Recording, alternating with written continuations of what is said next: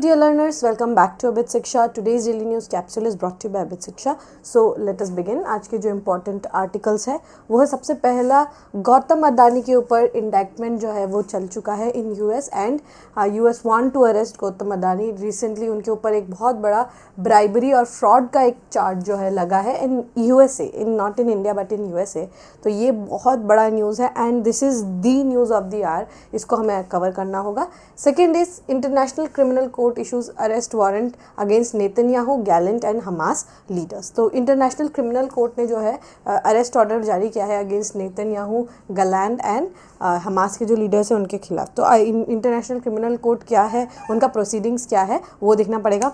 तीसरा, Russia launched intercontinental ballistic missiles for the first time in Ukraine. ठीक है, Ukraine में जो है इंटरकॉन्टिनेंटल बॉलिस्टिक मिसाइल जो है चलाए गए हैं and this is done after the new nuclear doctrine जो कि अनाउंस किया गया था by Kremlin. So this is the third news. And fourth news is children make up 40% of displaced in Myanmar says United Nations. तो ये चारों news आपके GS के टॉप सब्जेक्ट्स के अकॉर्डिंग बहुत ज़्यादा इंपॉर्टेंट है. एक एक करके सारे टॉपिक्स को कवर करेंगे. This becomes very very important also. ठीक है, चलिए पहला न्यूज़ और सबसे बड़ा न्यूज़ आज के दिन का वो है गौतम अडानी इंडाइक्टेड इन यूएस. उनके ऊपर जो है केस लीगली चला है एंड उनके ऊपर जो है ब्राइबरी का, घूसखोरी का, सिक्योरिटीज़ का जो है फ्रॉड यहाँ पर चलाया गया है. Last year and this year is not good for the Adani group of companies because they have faced the first Hindenburg short selling जो उनके ऊपर जो इल्ज़ाम लगाए गए थे by Hindenburg report. And then after that the scrutiny that is been done by SEBI and now this indictment. This is the biggest among them all. So this is not going great for the Adani group, even though it has not been proven yet कि इस तरीके का कोई 2000 करोड़ का कोई बड़ा bribery जो है वो दिया गया है. It has not been proven yet, but still it is hurting the economy of the country, the economy and the accounts of Adani group, and it is kind of it is not good, looking good for country as a whole. So ये बहुत बड़ा एक problem जो है आपको देखने को मिलेगा. इन द रिसेंट टाइम हमें देखने को मिला है कि after that Hindenburg short selling का रिपोर्ट नाउ द केस मतलब अब तो है बहुत ज़्यादा स्क्रूटनाइज किया गया है अबाउट अडानी. सो यहाँ पर क्या है कि क्या हुआ है आपको मैं अगर एक शॉर्ट में बताऊँ, एक अज्योर पावर करके एक कंपनी है, अज्योर पावर. ठीक है, ये अज्योर पावर कहाँ की कंपनी है? It is a US based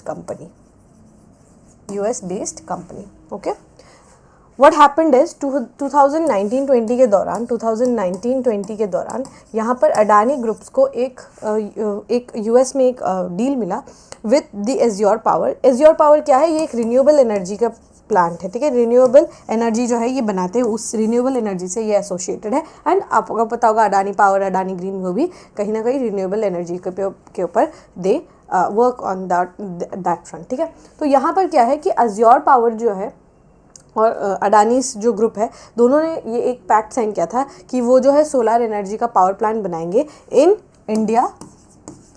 यहाँ पर इंडिया में क्या करेंगे, वो एक सोलर पावर प्लांट का पावर का जो है वो प्लांट बनाएंगे.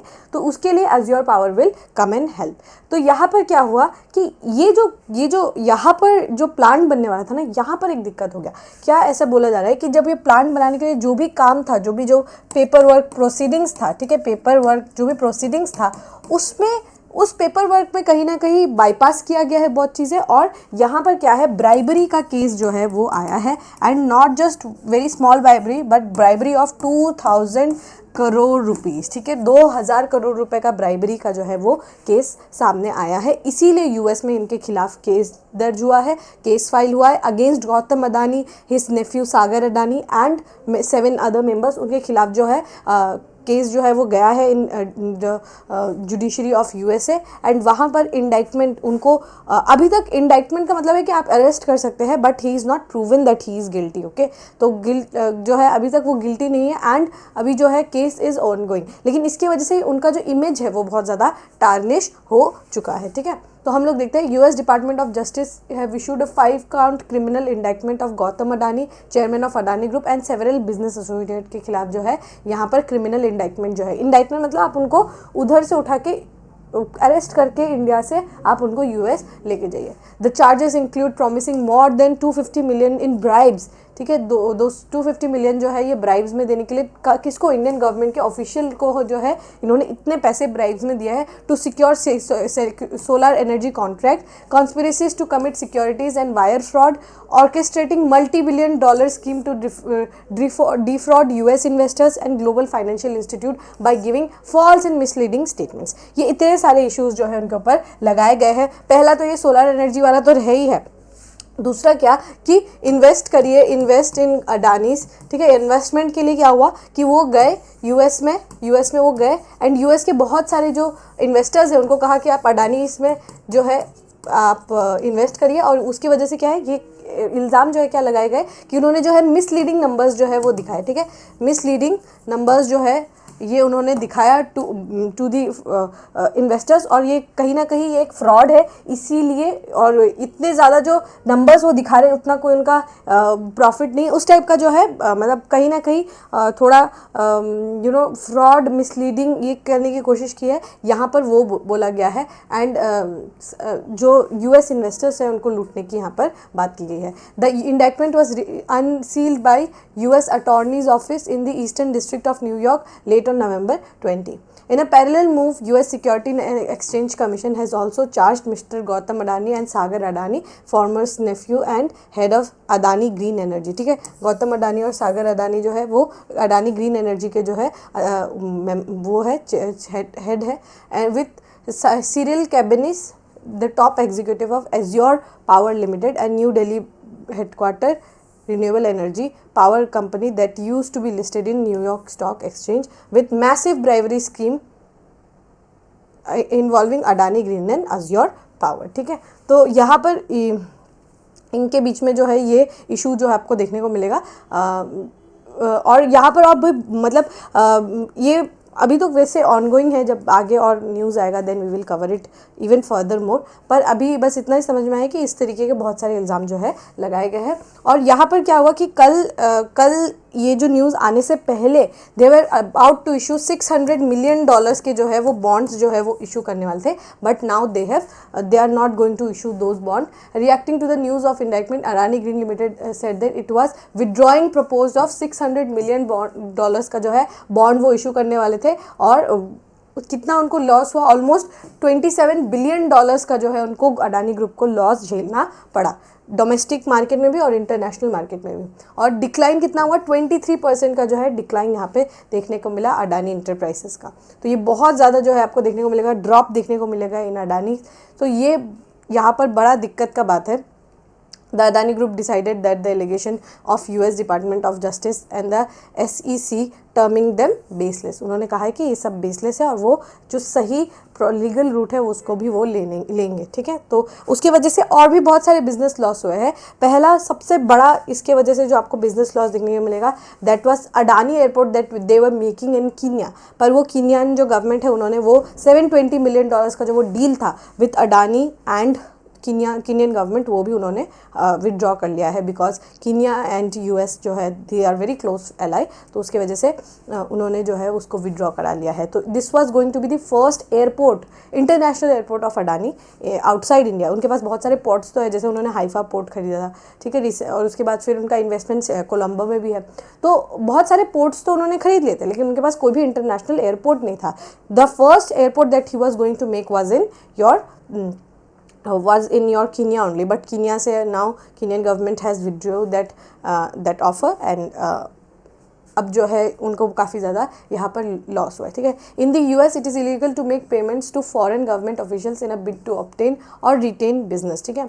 Raising money by misleading investors about key corporate governance decision and hiding the authorisation of bribery practices in company reports are also treated as offences. Bribery, घूस देना is also treated as obviously offences, ठीक है। While the department of justice indictment constitute a criminal case, the SEC security exchange जो board है is a civil complaint and if proved could result in permanent injunction of civil penalty and the officer and director bar, ठीक है। तो यहाँ पर क्या होगा कि उनके ऊपर जो है कंप्लेंट्स जो है वो की गई है। The SEC's complaint were file in district court for eastern or for the eastern district of New York. तो दोनों जो आपके कंप्लेंट्स है वो न्यूयॉर्क में की गई है।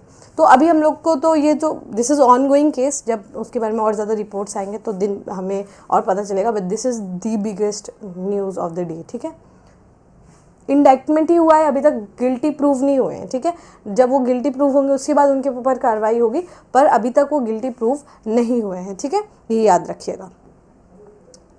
उसके बाद ये सेम यहाँ पर जो है उनके ऊपर इल्ज़ाम लगाए गए थे, एंड वो जो है अब उनके जो है इल्ज़ाम जो है वो चेक होंगे, जो भी लीगल रूट है वो लेंगे, एंड देन सब कुछ जो है आगे प्रोसीड करेगा। ठीक है, next news is international criminal court issues warrants against Netanyahu, Gallant and Hamas leader. ठीक है, तो ये Yoav Gallant and Benjamin Netanyahu आपको पिक्चर में देखने को मिलेंगे।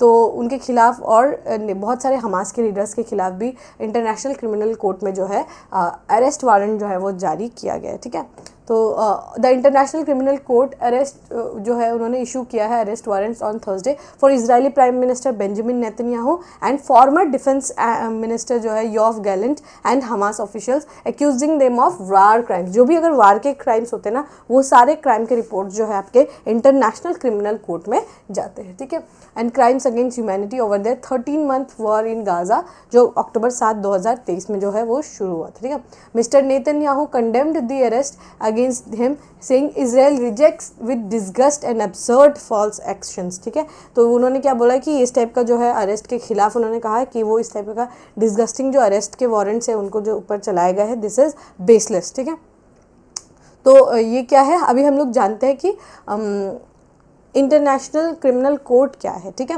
इंटरनेशनल क्रिमिनल कोर्ट क्या है, एक परमानेंट जुडिशियल बॉडी है जो कब बना था, रोम स्टैट्यूट के अकॉर्डिंग 1998 में रोम स्टैट्यूट जो है वो आया बना था, उसके बेसिस पे उस रोम स्टैट्यूट को बेस बना के 1998 में, उसके बाद जो है आपका इंटरनेशनल क्रिमिनल कोर्ट का गठन हुआ था। ठीक है, इसमें किसको इन्वेस्टिगेट किया जाता है, इसमें इन्वेस्टिगेट करते हैं, प्रोसिक्यूट करते हैं try individual accused of genocide, बहुत मास किलिंग का, वार क्राइम्स, अगर आप वार में हैं और क्राइम कर रहे हैं, क्राइम्स अगेंस्ट ह्यूमैनिटी, अगर आप ह्यूमैनिटी के अगेंस्ट कोई भी क्राइम कर रहे हैं, क्राइम ऑफ एग्रेशन, अगर आप गुस्से में आके बहुत लोगों को मार दे रहे हैं, impose prison sentences upon individual who are found guilty of such crimes. बहुत सारे क्राइम्स को ये कवर करती है, specially war crimes and crimes against humanity, genocide के खिलाफ जो है ये काम करती है। ठीक है, उसके बाद क्या है, इसका फाउंडिंग ट्रीटी मैंने आपको बताया रोम स्टैट्यूट एंड 1991, और ये जो कोर्ट है कब बिगिन हुआ, 2003 में इसका कोर्ट का जो है सब काम जो है वो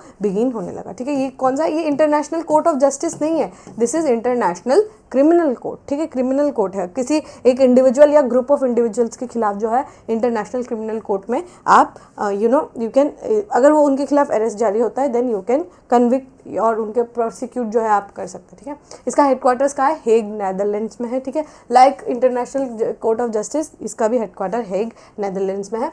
इसके मेंबर्स को कितने कंट्रीज है, 123 नेशंस जो है इसके रोम स्टैट्यूट के पार्टीज है, पर इसमें बहुत बड़ी बड़ी कंट्रीज़ जो है इसके पार्ट नहीं है। एक्सेप्शन कौन है, यूएस है, चाइना है, रशिया है, इंडिया है, इवन इजराइल भी इसका पार्ट नहीं है। फिर इजराइल के खिलाफ अगर वारंट कैसे जारी हो गया, इसमें इस रोम स्टैट्यूट में क्या कहा गया है कि अगर कोई मेंबर कंट्री है, उस मेंबर कंट्री के अगेंस्ट अगर कुछ इस टाइप का एक्शन हो रहा है, और कोई अगर नॉन मेंबर कंट्री भी वो जो प्रॉब्लम है अगर वो क्रिएट कर रहा है या फिर वो क्राइम अगर कमिट कर रहा है, तो वो जो नॉन मेंबर कंट्री है, अगर कोई भी मेंबर कंट्री है, ठीक है, मेंबर कंट्री है, उनके खिलाफ, जैसे गाज़ा अगर एक मेंबर स्टेट है रोम स्टैट्यूट का, नॉट गाज़ा बट पैलेस्टीन, जो अगर वो रोम स्टैट्यूट का अगर कोई मेंबर है, तो क्या हो सकता है कि उनको अगर, जैसे नॉन मेंबर कौन है आपका, इजराइल नॉन मेंबर है, तो इजराइल जो है, इजराइल क्या कर सकता, इजराइल को के खिलाफ जो है अरेस्ट जारी किया जा सकता है, अरेस्ट का वारंट जो है वो जारी किया जा सकता है। ठीक है, सो आप लोगों को समझ में आ गया होगा, जैसे पैलेस्तीन है, अगर वो मेंबर कंट्री है, उनके खिलाफ अगर इजराइल जो एक नॉन मेंबर कंट्री अगर कोई क्राइम कमिट करते हैं, देन उन इजराइल के जो भी गवर्नमेंट है, या जैसे इस केस में बेंजामिन नेतन्याहू, तो उनको अरेस्ट किया जा सकता है। एंड कहाँ अरेस्ट किया जा सकता है, लेट्स से साउथ अफ्रीका एक कंट्री है, ठीक है, साउथ अफ्रीका एक कंट्री है जो कि मेंबर नेशन है। अब लेट्स से व्लादिमीर पुतिन, क्योंकि आपको पता होगा उनके खिलाफ भी अरेस्ट वारंट है, तो व्लादिमीर पुतिन अगर साउथ अफ्रीका जाते हैं तो उनको साउथ अफ्रीकन गवर्नमेंट का ये रिस्पॉन्सिबिलिटी बन जाता है कि वो अरेस्ट करे व्लादिमीर पुतिन। ठीक है।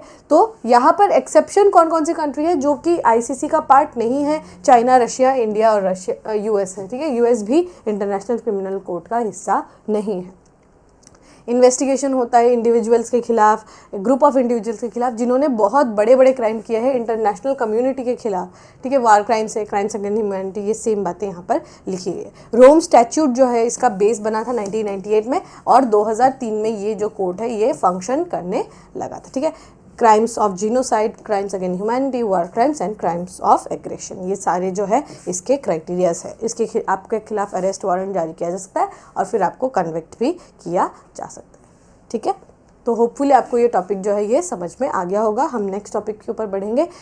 Russia launched N intercontinental ballistic missile for the first time says Ukraine. तो यूक्रेन में जो है एक इंटरनेशनल जो इंटरकॉन्टिनेंटल बॉलिस्टिक मिसाइल जो है वो रात को जो है टारगेट करके लॉन्च किया गया था। कहाँ पर? निप्रो सिटी में, ठीक है। निप्रो सिटी में जो है ये डाला गया था एंड पहली बार एक इतना बड़ा मिसाइल जो है वो यूज़ किया है, ठीक है। In a statement on Thursday on Telegram messaging app, Ukraine air force did not specify the exact type of missile, but it said it was launched from Russia's Astrakhan region which borders the Caspian sea, ठीक है। Caspian सी के आसपास से जो है ये launch हुआ है और ये डेफिनेटली रशिया के द्वारा जो है लॉन्च किया गया है। It said an intercontinental ballistic missile was fired at Dnipro city along with 8 other missiles that Ukrainian military shot down 6 of them. 2 people were wounded as a result of the attack and the industrial facility and rehabilitation center for people with disabilities were damaged according to local officials. So बहुत सारा damage हुआ है, 2 लोग wounded भी हुए हैं। ऐसे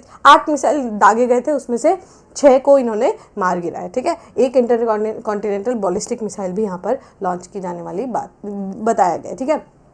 While the range of intercontinental ballistic missile seem excessive for use against Ukraine, such missiles are designed to carry nuclear warheads, and for the use of one would serve as a chilling reminder of Russia's nuclear capability and powerful message of potential escalation. ऐसा तो लग नहीं रहा है कि मतलब इतना दूर इंटरकॉन्टिनेंटल बॉलिस्टिक मिसाइल, मतलब अब एक कॉन्टिनेंट से एक कॉन्टिनेंट की और भेज सकते हैं। लेकिन यूक्रेन और रशिया का अगर आप मैप में देखेंगे, they are neighbouring countries literally, you don't need intercontinental ballistic missile. तो ये ऐसा एक्सेसिव माना जा सकता है कि मे बी ऐसा ना हो, पर फिर भी वो बोल रहे हैं।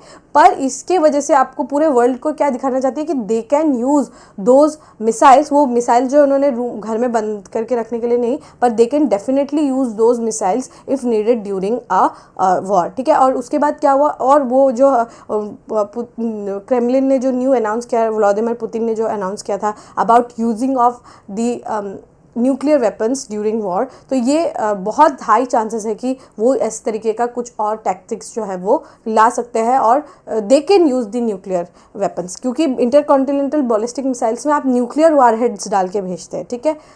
तो ये इस टाइप का मतलब एक वार्निंग टाइप जो है, आप ऐसे समझ सकते हैं कि वो इस तरीके से कोई कदम उठा सकते हैं if things are not going good, ठीक है। The attack comes 2 days after Russian President Vladimir Putin signed a revised nuclear doctrines. इसमें क्या बोला है कि उसमें वो न्यूक्लियर वेपन्स जो है वो यूज़ कर सकते हैं, ऐसा उन्होंने कहा था, ठीक है। और उसके बाद यूक्रेन को जो है अगेन अमेरिकन ने जो है लॉन्गर रेंज मिसाइल्स जो है वो सप्लाई किया उसका, और यूके में ने भी बहुत सारे जो है मिसाइल्स जो है वो सप्लाई किया टू यूक्रेन, और यूक्रेन जो है फिर से वो कांस्टेंट युद्ध में बैक एंड फोर्थ कर रहे हैं, ठीक है। तो अभी हम लोग समझते हैं इंटरकॉन्टिनेंटल बॉलिस्टिक मिसाइल्स क्या है। मतलब हम लोग बॉलिस्टिक मिसाइल समझेंगे पहले, ठीक है। बॉलिस्टिक मिसाइल क्या है? एक rocket propelled self guided strategic weapon system है जो कि बॉलिस्टिक ट्रेजेक्ट्री को यूज़ करता है, ठीक है। तो यहाँ पर बॉलिस्टिक रॉकेट प्रोपेल्ड है, ठीक है। इसमें रॉकेट का जैसा फंक्शन होता है ना कि सॉलिड जो है उसमें रॉकेट का इंजन जो है वो फिट किया जाता है, एंड ये क्या करता है? बॉलिस्टिक ट्रेजेक्ट्री, मतलब वो बिल्कुल एटमॉस्फेयर को क्रॉस करके like this it goes reaches the atmosphere and then it attacks, ठीक है। इस तरीके से ऊपर जाएगा बिल्कुल एटमॉस्फेयर को चीरते हुए और then he it places an attack, ठीक है। और यहाँ पर क्या है, ये बॉलिस्टिक ट्रेजेक्ट्री बनाता है और उसके बाद वो लॉन्च, ये सेल्फ गाइडेड है, ओके, सेल्फ गाइडेड है। अगर आपने यहाँ पर बोला कि आप यहाँ खड़े हैं, ठीक है, और यहाँ पर आपका एनिमी है, ठीक है, आपने गाइड करके बता दिया कि ये इधर जाके ही गिरेगा, देन आपको बस फायर करना है, फायर एंड फॉरगेट का जो ये मैकेनिज्म है इस पर ये काम करता है, ठीक है। आपने फायर किया, आप फॉरगेट कर दीजिए, वो अपने आप ही उस एनिमी को वहाँ पर ध्वस्त कर देगा, ठीक है। इतना उसके पास पोटेंशियल है, ठीक है। इसमें ज़्यादातर समय न्यूक्लियर जो वॉरहेड है वो लगाकर भेजा जाता है ये इसको। उसके बाद क्या है, पावर्ड इनिशियली जो है ये रॉकेट की तरह उड़ता है, और उसके बाद क्या है, उसके बाद ये अनपावर्ड ट्रेजेक्ट्री में वो जाता है, और उसके बाद क्या होता है, जैसे ये यहाँ तक जो है ये रॉकेट से पावर होके जाता है, क्योंकि मैंने बोला एटमॉस्फेयर तक जाता है। उसके बाद क्या होता है, यहाँ पर आने के बाद उसका जब पावर खत्म हो जाता है, जैसे ये डिसेंड करता है, फिर ये अटैक कर देता है अपने एनिमी के पास, ठीक है। They carry conventional high explosives as well as chemical, biological या न्यूक्लियर म्यूनिशंस, ठीक है। वो जो कन्वेंशनल जो आपका हाई एक्सप्लोसिव है उसको भी ले जाते हैं, और न्यूक्लियर वॉरहेड्स को भी लेके जाने के लिए ये केपेबल है। They can be launch from aircraft, ship, कहीं से भी इसको लॉन्च किया जा सकता है। और यहाँ पर क्या है, रेंजेस के according there are 4 types of ballistic missiles, ठीक है।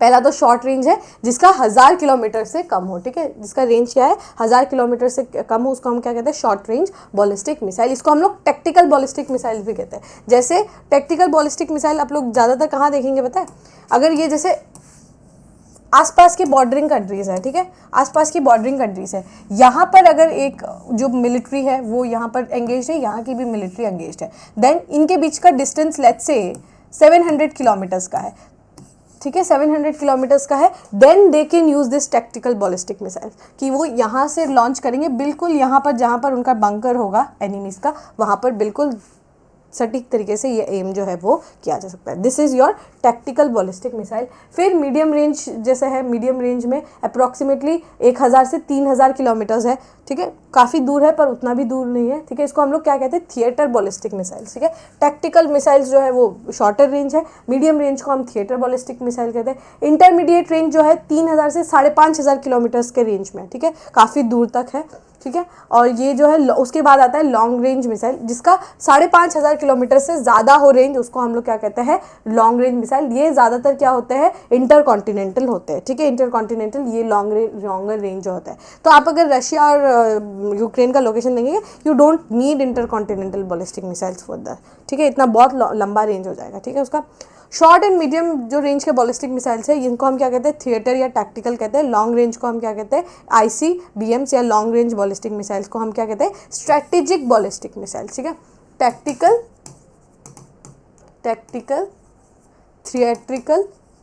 थिएट्रिकल एंड लॉन्ग रेंज को हम क्या कहते हैं, स्ट्रेटेजिक बॉलिस्टिक मिसाइल्स, ठीक है। Tactical, theatrical and strategic ballistic missiles, ठीक है। तो ये रेंजेस के हिसाब से आपके मिसाइल्स जो है वो चेंज होते हैं। इसके अपोजिट में आपको क्रूज मिसाइल देखने को मिलेगा, जैसे BrahMos is a cruise missile, उसको आप मैन्यूवर कर सकते हैं, उसको आप मैन्यूवर जो है वो कर सकते हैं, उसका मैन्यूवरेबिलिटी जो है वो ज़्यादा ईजी रहता है। इसको आप फायर एंड फॉरगेट है, आप उसको मैन्यूवर नहीं कर सकते, मिडवे आप उसका रास्ता चेंज नहीं कर सकते, लेकिन क्रूज मिसाइल का आप मिडवे आप उसको मैन्यूवर करके उसको डाइवर्ट भी कर सकते हैं, ठीक है। तो ये this are your ballistic missiles. Hopefully आपको समझ में आ गया। हमारे पास इंडिया में बॉलिस्टिक मिसाइल्स भी है, क्रूज मिसाइल्स भी है, ठीक है। ये बहुत पूछा जा रहा है एग्जामिनेशन में, इसलिए आपको बेसिक कॉन्सेप्ट इसका क्लियर रखना होगा, ठीक है। चलिए, last news for the day is children make up 40% of displaced in Myanmar says UN। तो यहाँ पर क्या है, चिल्ड्रन जो है वो डिस्प्लेसमेंट जो है उसमें से सबसे ज़्यादा वल्नरेबल सेक्शन जो है वो चिल्ड्रन का होता है, और 40% जो है डिस्प्लेस्ड में, अगर 100% पॉपुलेशन है उसमें 40% जो डिस्प्लेस्ड पॉपुलेशन है वो बच्चों में काउंट होता है। मतलब बच्चे जो है 40% of kids are displaced in Myanmar, ठीक है। क्यों? क्योंकि वॉर चल रहे हैं। क्यों? बिकॉज ऑफ मे बी नहीं, obviously because of your weather and climate change, extreme weather की वजह से यहाँ पर बहुत सारे जो है बच्चे जो है वो डिस्प्लेस हो गए हैं। Myanmar has been in a turmoil since military dispose, जो है आंग सान सू जी ने जो इलेक्टेड गवर्नमेंट बनाया था उसको हटाकर 2021 में जो है उन्होंने मिलिट्री जो है म्यांमार हुंटा जिसको हम कहते हैं वो आने के बाद बहुत सारे अपराइजिंग हुए हैं, और बहुत सारे अपराइजिंग के बाद भी जो है टाइफून्स वगैरह भी आए, जैसे टाइफून यैगी आया था, उसकी वजह से बहुत बड़े बड़े फ्लड्स आए, क्राइम्स हो रहे हैं, फ्लड्स आ रहे हैं, सिचुएशन ख़राब है वहाँ पर, मिलिट्री रूल है, उसकी वजह से बच्चे, बहुत ज़्यादा बच्चे जो है वो क्या हो गए, डिस्प्लेस हो गए। Almost around 40% of the kids have been displace. और जो ये टाइफून वगैरह आने की वजह से क्या है, 400 लोगों की मौत भी हो गई है, और बहुत सारे हज़ारों में जो है उन्होंने हज़ारों की तादाद में अपने घर जो है वो छोड़ दिए हैं। अब इसकी वजह से क्या दिक्कत आ सकता है, बहुत सारा, पहला तो ह्यूमैनिटेरियन क्राइसिस है वो आएगा। दूसरा क्या है, बच्चे जो है क्योंकि वो उनके पास कोई घर नहीं है, maybe they have lost their parents, maybe they don't have any guardian, how they are going to survive is the first question. Second question is, अगर वो बच्चे मतलब बच भी जाते हैं, highly chances are that they would be trafficked for sexual purposes, for working purposes, या फिर कहीं बहुत कुछ हो सकता है, फॉर ऑर्गन पर्पसेस भी बच्चे जो है ट्रैफिक किए जाते हैं, ट्रैफिकिंग का बहुत चांसेस है। थर्ड है, पढ़ाई लिखाई नहीं करेंगे, ऑब्वियसली मीगर लाइफ जिएंगे, स्टंटिंग होगा, वेस्टिंग होगा, बच्चे अभी मतलब अच्छे से खाना पीना नहीं खाएंगे, न्यूट्रिशियस नहीं होंगे तो पढ़ेंगे कैसे, पढ़ना तो बहुत दूर की बात है, सर्वाइव कैसे करेंगे। चौथा है हेल्थ, बहुत सारे ख़राब होंगे, ध्यान नहीं रख पाएंगे, बहुत तरह तरह के diseases like diarrhoea, dengue, malaria, बहुत टाइप की बीमारियां हो सकती हैं। पांचवा जो है, उनको क्या कर सकते हैं, ट्रैफिक करके कोई और देश लेके जा सकते हैं। जैसे बहुत बड़ा जो पॉपुलेशन है, म्यांमार का पॉपुलेशन है, बर्मीज पॉपुलेशन जो है, इंडोनेशिया, बाली वगैरह में बहुत ज़्यादा पॉपुलेशन है, वहाँ पे वो बहुत छोटे मोटे काम जो है वो करते हैं। तो ये सारे बहुत बड़े बड़े इश्यूज़ है जो बच्चों में देखा जाएगा। एंड मेंटल हेल्थ तो वो तो बहुत अलग ही है उसका, कि मतलब बच्चे जो है कितना कुछ सर्वाइव करेंगे उससे, how they are going to survive themselves becomes a point of concern. ठीक है, ह्यूमैनिटेरियन क्राइसिस आएगा। Over 3.4 million people have been displaced across the country, nearly 40% of whom are children. The junta is battling widespread armed opposition to its 2021 military coup. Myanmar junta क्या है, वो group है, ठीक है, ये जो हुंटा है दिस इज़ अ ग्रुप जो कि आर्मी के रूल के खिलाफ जो है, जैसे आप गुरिल्ला वारफेयर आप समझ सकते हैं, वैसे जो है टैक्टिकल्स तरीके से, स्ट्रेटेजिक तरीके से जो है वो युद्ध लड़ते हैं against the military rule in your Myanmar. And its soldiers have been accused of bloody rampages using of air and artillery strike to push civilian communities। ठीक है, तो उसके वजह से बहुत सारे बच्चे डिस्प्लेस्ड हो गए, जो सिविल वॉर जो है उनके चल रहा है इन म्यांमार। इसके बहुत बड़े बड़े डिवेस्टेटिंग इम्पैक्ट्स है। क्या है, टाइफून यागी आया था, उसकी वजह से बहुत बड़ा बड़ा डिवेस्टेटिंग इम्पैक्ट जो है बच्चों के ऊपर आया, mister Chaiban said, living them displaced, vulnerable to violence, ठीक है, and cut off from health care and education, जो भी हम लोगों ने डिस्कस किया। ठीक है, at least 650 children have been killed or wounded in violence in the country this year. बहुत सारे बच्चे जो है या तो मरे हैं या तो वुंडेड रहे हैं। ठीक है, the increasing use of deadly weapon in civilian areas including air strikes and landmines hitting homes, hospitals and schools has severely restricted the already limited safe spaces for children, robbing them of their right of security, he said. तो ये जो air attacks हो रहे हैं, जो भी schools में, घरों में हो रहे हैं, जो सिविलियन स्पेसेस है वहाँ पर होने के कारण जो बच्चे के पास थोड़ा बहुत लिमिटेड सेफ स्पेस था उसमें भी अटैक्स हो रहे हैं, जिसके कारण बहुत बच्चे जो है वो मर जा रहे हैं। ठीक है, एंड बहुत बच्चे जो है वुंड हो रहे हैं एंड बहुत सारे बच्चे डिस्प्लेस हो गए।